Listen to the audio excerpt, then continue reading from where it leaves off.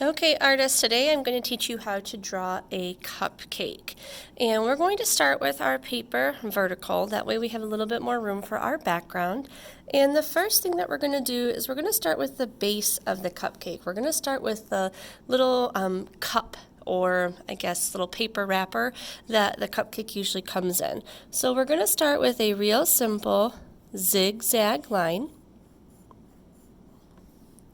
And you don't want to go too wide because your cupcake is going to be bigger than your wrapper. Once you have your zigzag line, I want you to go on the edge and I want you to go down on a bit of a diagonal on both sides. I'm going to go one more time here, I think, just to make it a little bit bigger. Okay, so I went down on an angle on both sides. Now I don't want to close this line in here with a straight line because then it won't look very realistic.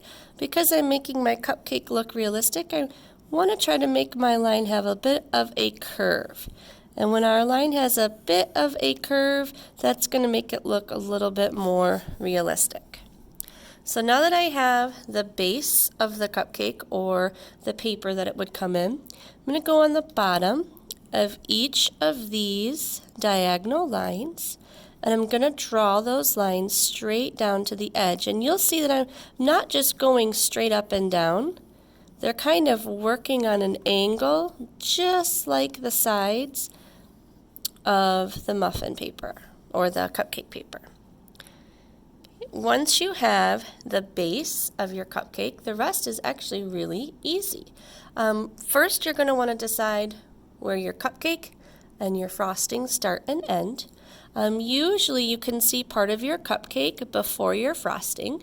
So I'm going to go just a little bit above my zigzag lines, and I'm going to add a curved line. This is going to be where the frosting is going to start. Now that I know where the frosting is going to start, I can go back in and I can add some curved lines so that way my cupcake is inside of the paper wrapper. So I have my paper wrapper, my cupcake, and now this is where the frosting is going to start. And there's a lot of different ways that you can make your frosting. You can just do curved lines that go all the way up to the top. Or you can do a series of curved lines to divide it. You can even curve it on an angle. I'm going to show you a few different ways. This is one way. So I could do this on both sides. I could also extend that line all the way across. So it helps it make a little bit more of an example. Now, when you get to the top of your cupcake, you can decide, are you just going to give it kind of a bit of a pointed shape for the top? Or are you going to add something on top of your cupcake, like maybe a cherry? Okay. So this is going to be the base of our cupcake. Once you have your cupcake drawn, I want you to add a horizontal line so that it looks like your cupcake is sitting on a table. If I were to put my horizontal line under my cupcake, it would not look like it was sitting on the table. It would look like it was floating above the table. So I have to make sure that my horizontal line is somewhere above the bottom of my cupcake. And what we're going to be doing is we're going to be giving a pattern to our table and a pattern to our wall.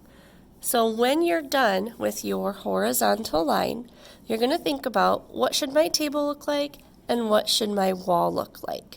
I think I'm going to give my wall just a real simple polka dot pattern. So I'm just going to add some circles in my background.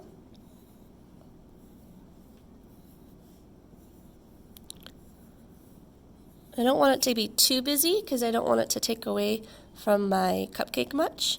And I think I want it to make it look like my cupcake is maybe sitting on a wooden table.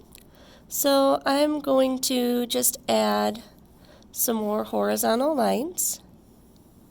that go across.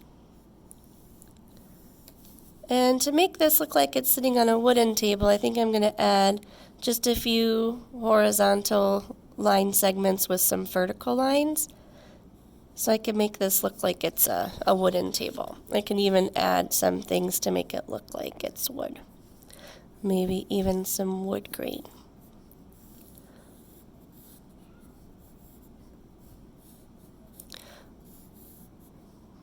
Once you are all done with your table and wall design, we are going to be tracing all of our pencil lines with Sharpie.